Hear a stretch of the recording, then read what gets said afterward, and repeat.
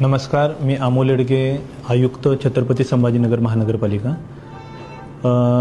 आपल्या जनगणनेचा जो पहिला टप्पा आहे घरगणनेचा, त्याच्यामध्ये आपली 1 मे पासून 15 मे पर्यंत स्वगणना जी होती, त्यामध्ये छत्रपती संभाजीनगर महानगरपालिकेच्या नागरिकांनी खूप चांगला प्रतिसाद दिला।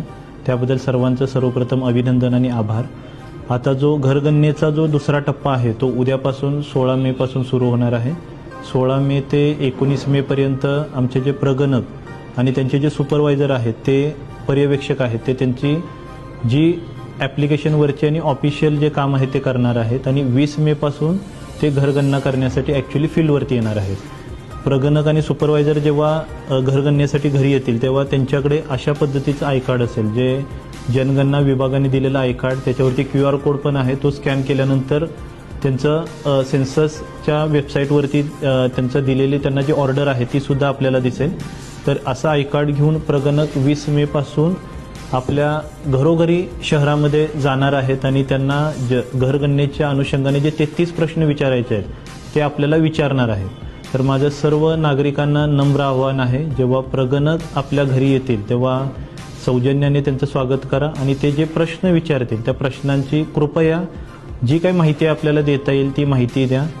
जनगणना हा आपल्या देशाच्या विकासासाठी खूप महत्त्वाचा टप्पा आणि खूप महत्त्वाचा विषय आहे, कारण जनगणनेच्या माहितीवरती सर्व पॉलिसी आणि सर्व निधीचं वितरण आणि बाकी सर्व अनुषंगाने निर्णय घेतले जातात।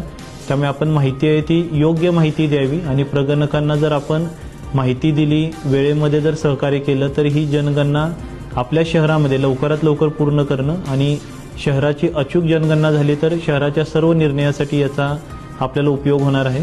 तर परत एकदा मी सर्व नागरिकांना आवाहन करतो की 20 मे पासून प्रगणक जेव्हा आपल्या घरी येतील तेव्हा त्यांना अचूक माहिती, 33 प्रश्नांची अचूक माहिती देऊन त्यांना सहकार्य करा आणि या राष्ट्रीय कार्यक्रमामध्ये आपला सहभाग घ्या।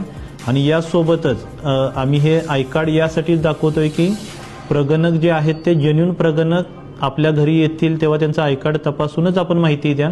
जर चुकीच्या पद्धतीने जर कुणी येत असेल तर काही माहिती आपल्याला शेअर करण्याची गरज नाही, तरी आय कार्ड तपासून जनगणनेबाबतची माहिती घेऊन आपण ही माहिती द्यावी आणि छत्रपती संभाजीनगर महानगरपालिकेला सहकार्य करून आपल्या शहराचं जे काम आहे ते देशामध्ये अव्वल राहण्यासाठी आपण सहकार्य करावं। धन्यवाद।